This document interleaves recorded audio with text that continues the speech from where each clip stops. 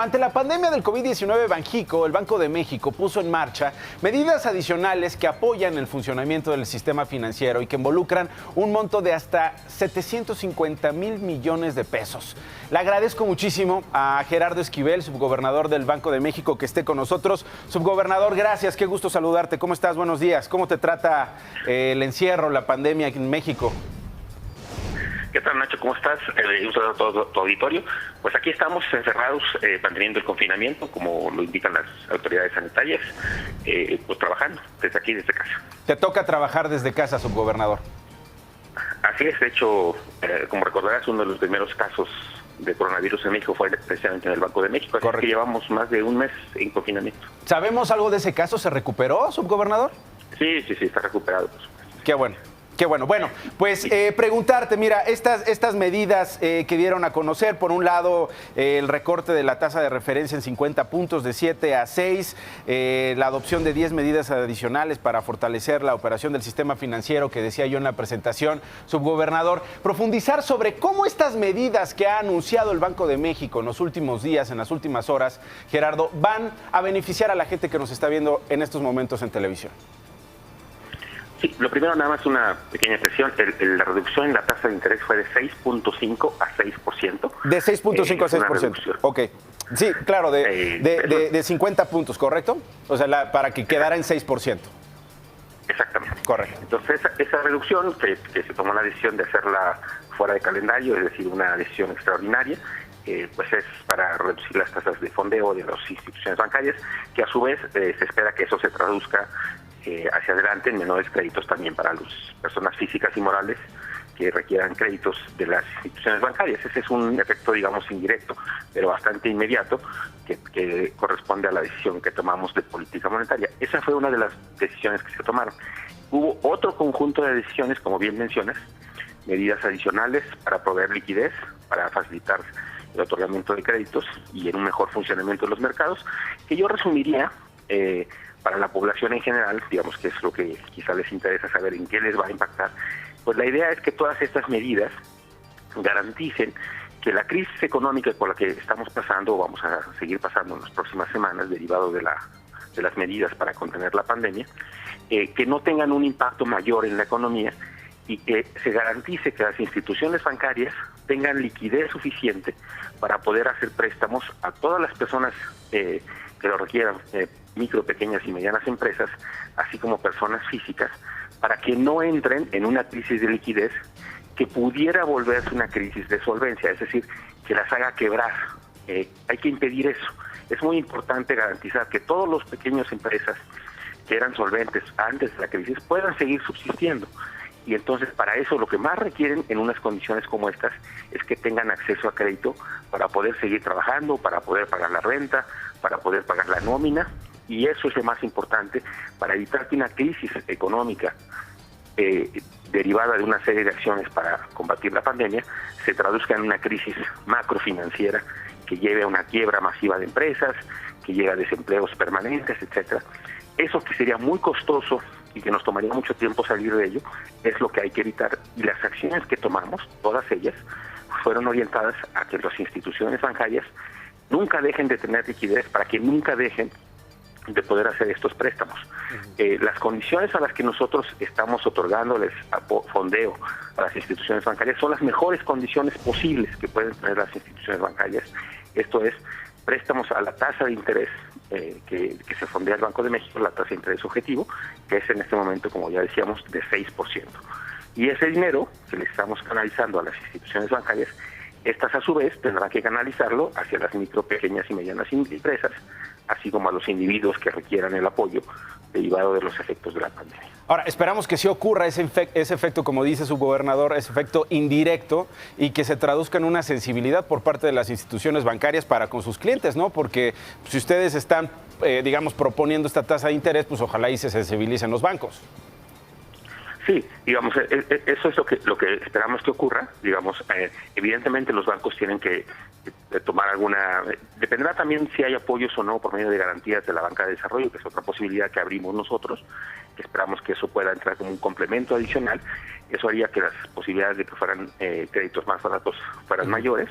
Pero aún si no hubiera estas garantías, pues esperamos que los bancos en efecto sean sensibles a las circunstancias particulares por las que vive el país y puedan otorgar créditos a tasas no tan bajas como estas, ojalá que así fuera, pero evidentemente pues los bancos tienen que tener algún beneficio, tienen que garantizar, tomar un riesgo de crédito y tienen que tener una sobretasa. Esperamos que la sobretasa sea lo más baja posible para que los créditos sean verdaderamente accesibles para las empresas micro, pequeñas y medianas. Pero lo más importante es recordar, Nacho, que el crédito más caro que puede haber es el que no existe. Entonces, lo que nosotros tenemos que garantizar es que no deje de haber crédito. Porque en la medida en la que no deje de haber crédito, pues impediremos que ocurra estas situaciones de emergencia, de crisis, en la que una empresa ya no tenga para pagar la nómina, ya no tenga para pagar la renta y se vea forzado a abandonar un local, a despedir a los trabajadores.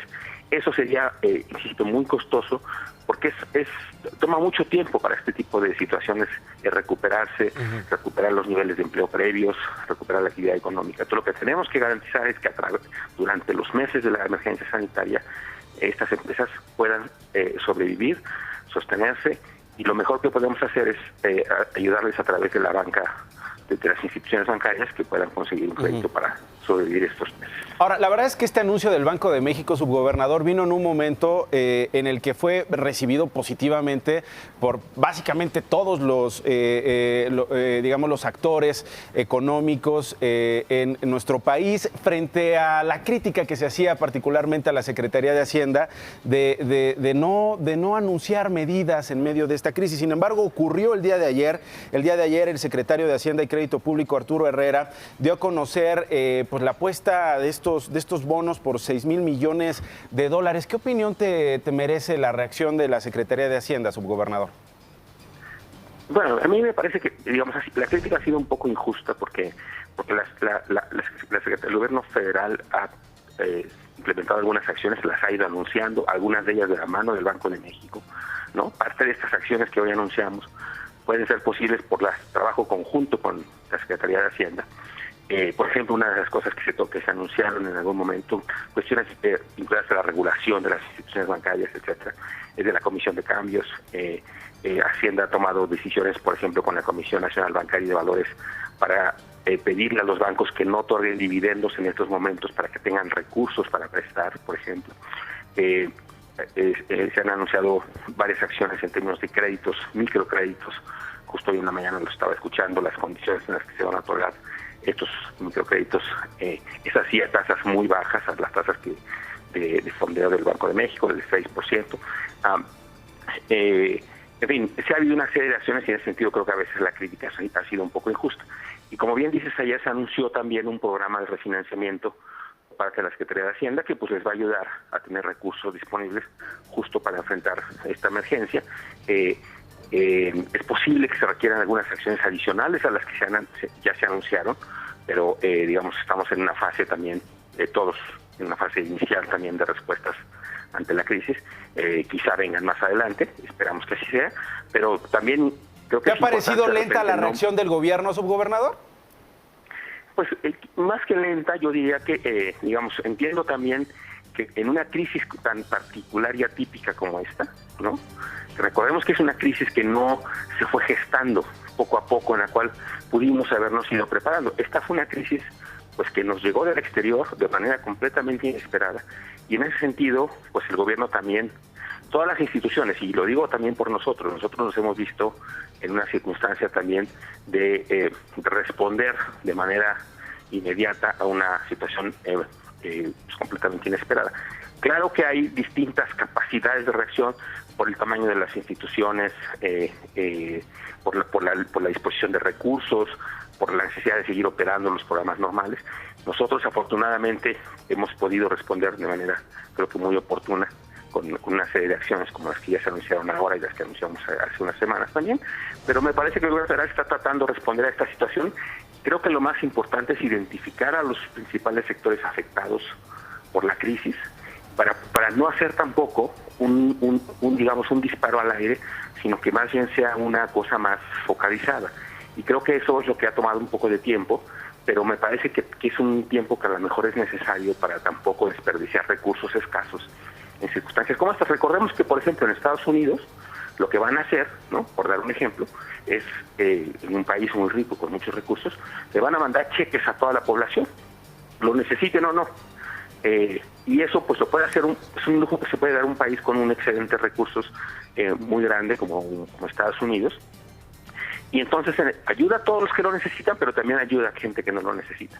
En un país con las necesidades como el nuestro, con los recursos más escasos, creo que es importante también que el apoyo vaya bien focalizado, y creo que también eso pues toma un poco de tiempo, y en ese sentido creo que ha sido una respuesta pues sí más lenta que en otros casos, pero quizás sea necesario para que el apoyo sea más focalizado y que los recursos escasos que tengamos se usen de la mejor manera posible. Subgobernador, te agradezco muchísimo que me hayas tomado la comunicación esta mañana. Te mando un abrazo y estamos pendientes. Igualmente, querido Nacho, nuevamente a ti y a todo. Gracias, querido Gerardo Esquivel, subgobernador del Banco de México. ¿Más noticias?